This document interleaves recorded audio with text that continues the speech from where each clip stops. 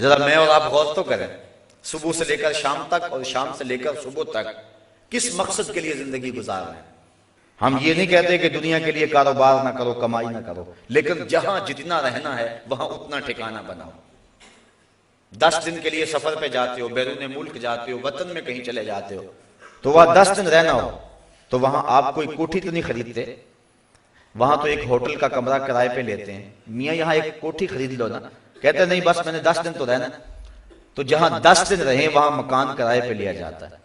اور جہاں ہمیشہ ہی رہنا ہے، زندگی کا خاتمہ ہی نہیں ہے، نقطہ انجام ہی نہیں ہے، زندگی ختم ہی نہیں ہونی ہے، تو کبھی سوچا اس کے لیے کیا بنایا؟ اللہ فرماتا ہے ایمان والو اللہ سے ڈر جاؤ اور ہر جان یہ سوچے اس نے آنے والے کل کے لیے آگے کیا بھیجا۔ یہ ساری زندگی کتنی ہے؟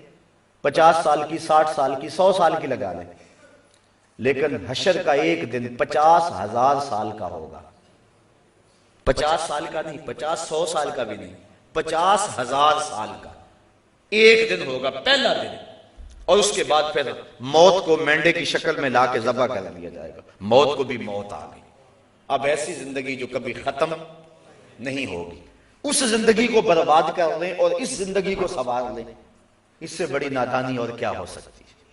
کوشش تو ہو دونوں زندگیاں سنور جائیں، ربنا آتنا فی الدنیا حسنۃ وفی الآخرۃ حسنۃ، یہ بھی ٹھیک ہو جائے وہ بھی ٹھیک ہو جائے، لیکن اگر دونوں میں ایک کو ترجیح دینا پڑے تو اس ابدی اور سرمدی زندگی کو ترجیح دیں گے۔ تو کہا کہ اس دن کو جھٹلا دیا۔ ایک ہے زبان سے جھٹلانا، تکذیب کرنا، میں نہیں آخرت کو مانتا، اور ایک ہے اپنے عمل اور اپنے رویے سے آخرت کی تکذیب کرنا، اپنے انداز معاشرت سے آخرت کی تکذیب کرنا۔ میں اور آپ دیکھیں ہمارا جس طرح کا رویہ ہے زندگی گزارنے کا، کیا ہمارا عمل، ہمارا کردار، ہمارے شب و روز، ہماری زندگی کے لیل و نہار آخرت کی تکذیب نہیں کر رہے ہیں؟ جو کچھ ہے اس دنیا کے لیے یہ آخرت کے لیے ہم نے کیا آگے بھیجا، اور آخرت کے حوالے سے ہماری تگ و تاز کیا ہے، ہماری فکر کیا ہے، ہماری جد و جہد کیا ہے۔ پچھلے دن ایک فوتگی ہو گئی، تو قبر میں تدفین کر کے شام کا وقت تھا، جب واپس پلٹے تو میں اپنے گھر میں آ بیٹھ کر کے سوچنے لگا، اس شخص سے تعلق تھا تو عشاء کی نماز کے بعد نیند نہیں آ رہی تھی، تو کافی دیر تک مغفرت کی دعا میں مشغول رہا۔ جب پچھلا پہر ہوا تو میرے دل میں ایک بات آئی، اور مجھے 2-3 دن تک اس بات نے تڑپائے رکھا۔ میں نے کہا بیٹے نے انٹرویو دینا ہونا تو اس کو انٹرویو پہ بھیج کے ماں باپ مصلے بھی بچھاتے ہیں اور ماں باپ دعائیں بھی کرواتے ہیں اور ہمیں بھی فون کرتے ہیں، لیکن اس کے ماں باپ نے مجھے فون نہیں کیا کہ بیٹا سخت انٹرویو اب اس سے لیا جائے گا تو جناب دعا کرنا۔ یعنی ہماری آخرت کے معاملے میں جو ترجیح ہے وہ نہیں رہی ہے۔ بیٹا یا بیٹی یا عزیز قبر میں اتر جائے تو اس کے بارے میں ہم وہ فکر مند نہیں ہوتے جو اس کے دنیا کے معاملات کے اندر ہماری فکر مندی ہوتی ہے۔ اور اس کو ذرا تھوڑے لمحوں میں تنہائی میں کبھی سوچنا کہ ایسا ہی نہیں ہے۔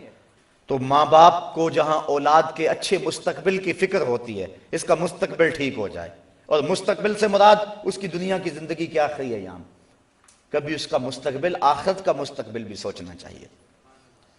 بچہ اگر سکول میں نہ جائے تو ماں باپ کو پریشانی ہو جاتی ہے بڑی، اور تعویذ بھی کرواتے پھرتے ہیں، دعائیں بھی منگواتے پھرتے ہیں کہ یہ بچہ پڑھ نہیں رہا، دل نہیں لگا رہا، کتنے دن ہو گیا سکول نہیں جا رہا، ماں کا چین لٹ گیا، باپ کا چین لٹ گیا۔ اور مسجد میں اگر نماز پڑھنے نہ جائے تو کیا ماں باپ کو اتنی ہی پریشانی ہوتی ہے؟ اگر اتنی ہی پریشانی ہوتی ہے تو پھر مبارک ہو، ویسے ہونی زیادہ چاہیے، لیکن اگر نہیں ہوتی تو پھر سوچنا ہوگا ہم نے کس کو ترجیح دی۔ ہم صبح بھیجتے ہیں نا سکول میں بچے کو تو کتنا تیار کرتے ہیں اس کو، نئے کپڑے جوتے پالش کر کے، ماں کتنے جتن کرتی ہے، اور صبح جب بچے کو مسجد میں بھیجتے ہیں نا تو بستر سے اٹھاتے ہیں اور جو ہے وہ اس کی گردن پہ تھپکی مارتے ہیں، چل مسجد میں، اور اس کی ناک بھی بہہ رہی ہوتی ہے، کپڑے بھی اس کے گندلے اور عجیب حالت میں صبح کے وقت مساجد کے اندر بچے بیٹھے ہوئے ہوتے ہیں۔ اللہ کا قرآن پڑھانے کے لیے بھیجا ہے جس کو بغیر وضو ہاتھ بھی نہیں لگا سکتے، تو ہم نے کس حالت میں بھیج دیا، اور جب سکول بھیجا تو کس حالت میں بھیج دیا۔ میں یہ نہیں کہتا کہ بچوں کو اس انداز میں سکول نہ بھیجو، صفائی ستھرائی دین کا حصہ ہے، لیکن جب قرآن مجید پڑھنے کے لیے تم نے بھیجا تمہیں یہی اہتمام کرنا چاہیے تھا۔